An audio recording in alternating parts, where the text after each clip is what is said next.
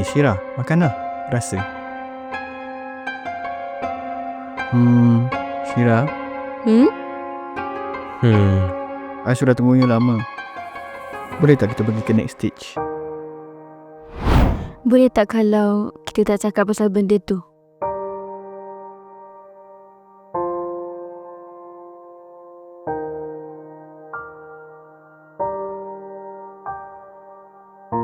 I ada hal. I gerak dulu.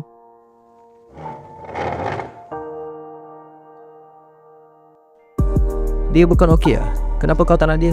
Bukan I tak suka dia, tapi dia terlalu baik untuk I.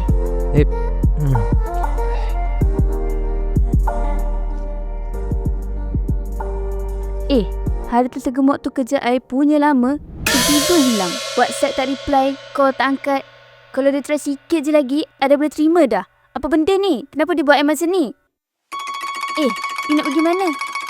I tak habis cerita lagi.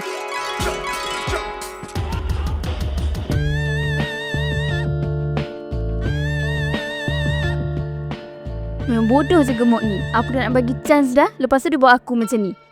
Ish, laki lemah. Hey, aku tak ada luck. Tolong Goris. You hebat kan benda macam ni?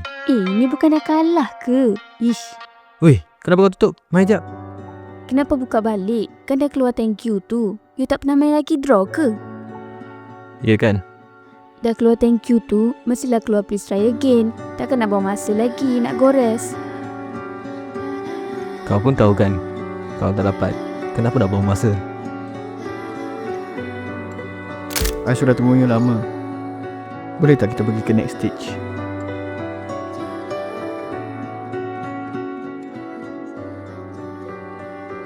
Saya Pawi.